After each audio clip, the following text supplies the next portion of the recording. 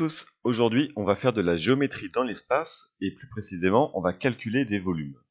On va s'intéresser ici aux solides usuels, donc les solides classiques tels que le cylindre, le cône et la sphère. Donc voici un exercice très simple. On vous propose un cylindre, on vous demande de calculer son volume. On a quelques données, HB qui vaut 4, alors toutes les longueurs sont en centimètres.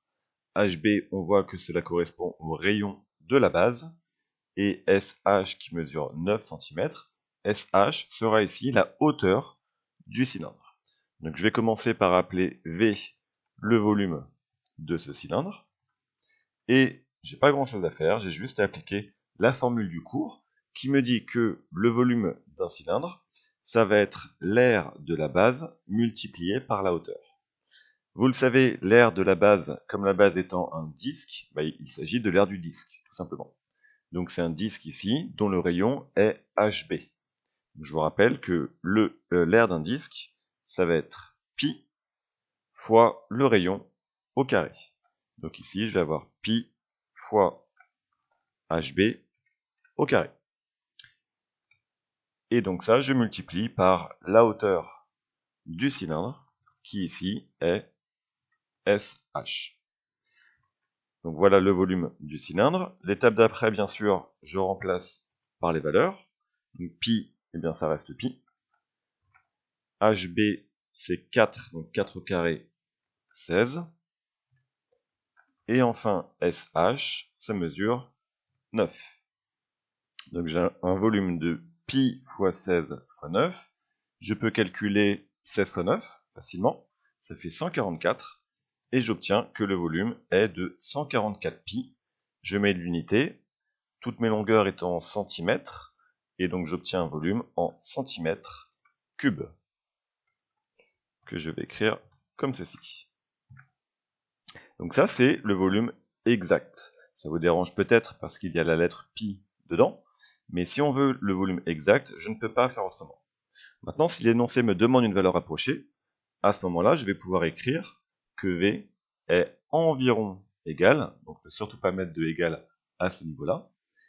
Et là, avec la calculatrice, je remplace pi par à peu près 3,14, et j'aurai donc une valeur rapprochée. C'est environ égal à 452,16, toujours centimètres cubes. C'est bon pour le cylindre? Alors on avance, et on va passer au cône. Même principe ici, calculer le volume d'un cône ici. Donc je vous rappelle que le cône est constitué d'une base en forme de disque, ainsi que d'une pointe.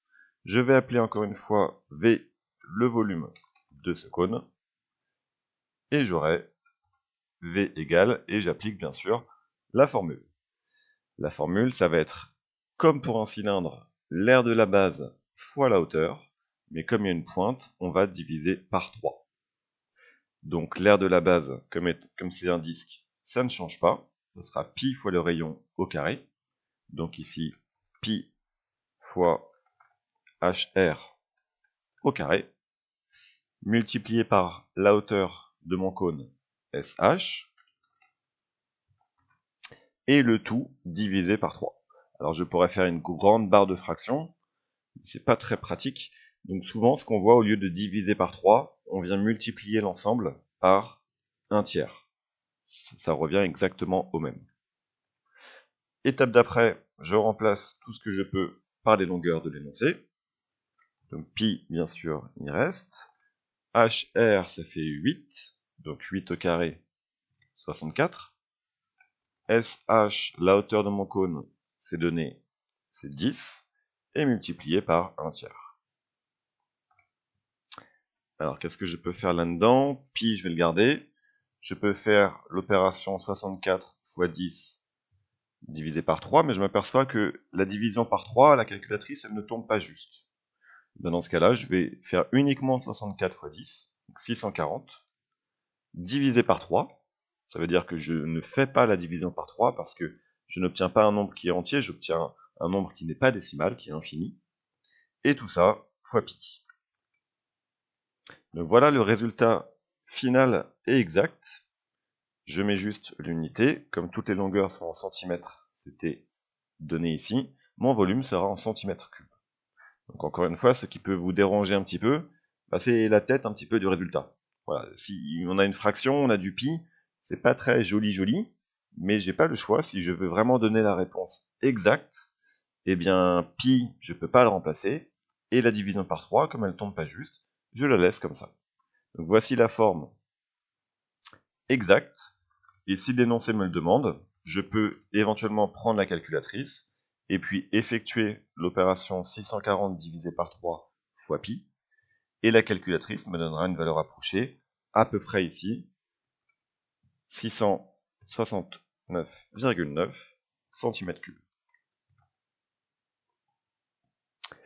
Allez, dernier solide, on va passer à la sphère.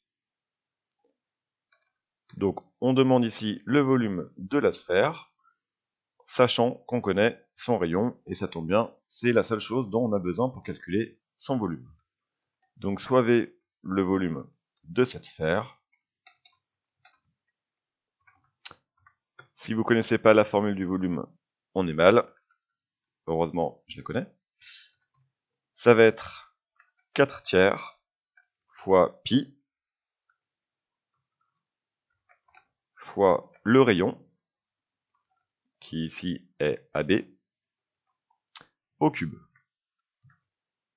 Alors, il n'y a pas trop de moyens mnémotechniques pour retenir ça. Le 4 tiers, il faut l'apprendre. Le pi, bah, vous savez, dès qu'on manipule les cercles ou les sphères, il y a un pi qui se trimballe. Et puis le rayon au cube, parce qu'on parle de volume, donc forcément, on doit avoir des longueurs au cube. Donc ça, c'est fait. Maintenant, je remplace tout ce que je peux. Je peux remplacer que le AB, en fait.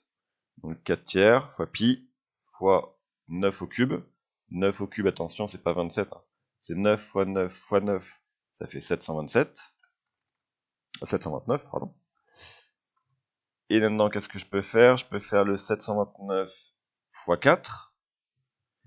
Et la division par 3, je peux la tenter. Donc la calculatrice m'aide. Et il se trouve que j'obtiens un entier. Ça tombe bien. Donc je répète, j'ai fait 4 fois 729 divisé par 3. Ça me donne 972 pi. Donc voilà le volume exact. Je ne peux pas aller plus loin tout en restant exact. Je mets simplement l'unité. C'est un volume en centimètres cubes. Si l'énoncé me demande une valeur approchée, dans ce cas, je tape sur la calculatrice 972 fois pi pour avoir à peu près, avec le symbole les petites vagues, 3052 cm3. Et voilà. Si tu penses avoir compris, alors abonne-toi à ma chaîne et viens vite sur contrôledemaths.com. Tu y trouveras toutes mes vidéos, des cours et des exercices aléatoires corrigés. À bientôt.